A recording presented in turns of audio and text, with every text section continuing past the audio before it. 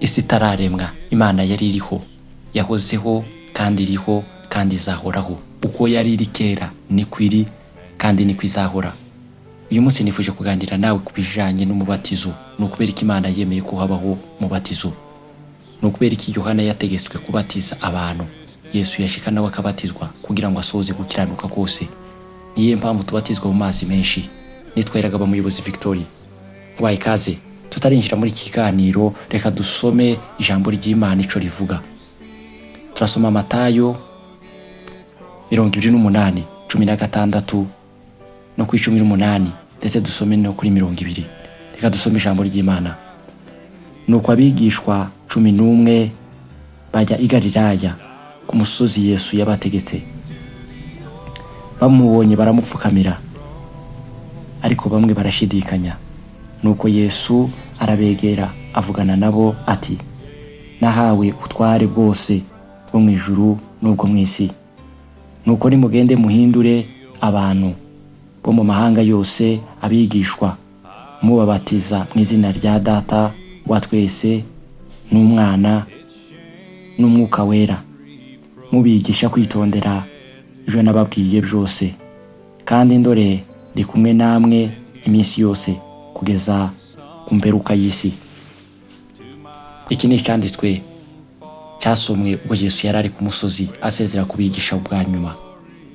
Iri ni isezerano yahaye abantu bose bazamwizera, sijya bigishwa bonyine gusa, n'abandi bose bizeye Yesu Kristo. Uyu ni umuhamagaro w'umuntu wese wizeye Yesu Kristo. Bamugarutse kuri uyu muhamagaro nuko Yesu yategetse ko abantu bazabatizwa mu izina rya Yesu, bakabatizwa mu izina ry'Umwuka wera, bakabatizwa mu izina ry'Imana ariyo Data wa twese. No kuvuga ngo iyo wizeye Yesu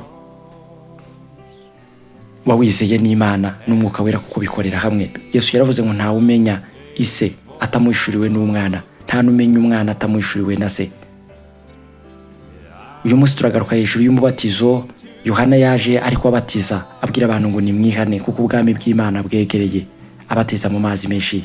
Yesu nawe ahageze ntiyahinduye iryo tegeko, ahubwo nawe yemeye kubatizwa mu mazi menshi kugira ngo yuzuze ibyo gukiranuka byose. Uyu mubatizo ni ikimenyetso cyo gupfa no kuzuka. Turaza kwaruka mu byakozwe n'intumwa, turebere hamwe ibyo Yesu yaganiriye na Nikodemu ubwo yamubazaga hejuru y'uyu mubatizo, amubwira ngo ese umubatizo usobanura iki? Ibi ni ibintu bitangaje cyane abantu benshi batumva, ariko mu buryo bw'umwuka birumvikana, kuko kubatizwa bifite ibisobanuro bikomeye cyane. Mu buryo bw'umwuka bisobanura gupfa no kuzuka. Nimba utarabatizwa uyu munsi, uzofata umwanya kugira ngo ubashe kubatizwa. Kubatizwa ni ugusohoza umurimo w'Imana mu buryo bw'umwuka. Nikodemu ubwo yaganiraga na Yesu yaramubwiye ngo nukuri ntibishoboka yuko umuntu yakwinjira mu bwami bw'Imana atabyawe bwa kabiri. Kubzagwa bwa kabiri ni ukubzabwa n'Umwuka wera, ni ukubatizwa mu mwuka. Yohana we yabatirishaga amazi, ariko Yesu we azabatirisha umwuka n'amazi n'umuriro. Nitwa Muyobozi Victory. Uyu munsi ibihumbi by'abantu benshi batumva ijambo ry'Imana.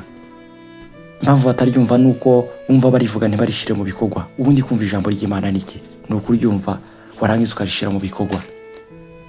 Uyu mubatizo ni imwe mu kintu Imana yemera cyane. Nimba utarabatizwa ugomba kugenda ukabatizwa mu mazi menshi, ukagaragaza ikimenyetso cyo gupfa no kuzuka. Nimba twarafanye nawe tugomba kuzukana nawe, ndetse tukazabana nawe mu bwami bw'Imana. Umuntu wese wamaze kubatizwa n'Umwuka agira ibimenyetso bimuranga, arangwa no gusenga no gusoma ijambo ry'Imana ndetse no kwita ku by'Imana byose kuko bikwiriye. Umwuka ni iki? Umwuka adufasha iki? Umwuka twigisha ukuri kose, Umwuka tumenyesha ibyenda kuba, kandi Umwuka twemeza ibyaha byacu. Mpamvu twemeza ibyaha byacu ni ukugira ngo tubyihane twitunganye. Uyu munsi nimba utarihana, nimba utarizera Umwami Yesu, ndagusaba kwizera Umwami Yesu kugira ngo uzobashe kubona Imana. Abanyizera bose nabahaye ubushobozi bwo kuba abana banje. Ukuri kw'ijambo ry'Imana nuko bivuga ko iyo umaze kwizera Yesu Kristo nk'Umwami n'Umukiza w'ubuzima bwawe, ukabyatuza akanwa kawe ukizera ko Imana yamuzuye, ubasha guhabwa imbaraga zo kwinjira mu bwami bw'Imana. Ariko se kandi ni gute twakwinjira mu bwami bw'Imana? Biradusaba ko twirinda ku manywa na nijoro, tukagendana ubushizi bw'amanga bwo guhamya. Yesu yaravuze ngo nahawe ubutware bwo mu ijuru n'ubwo mu isi.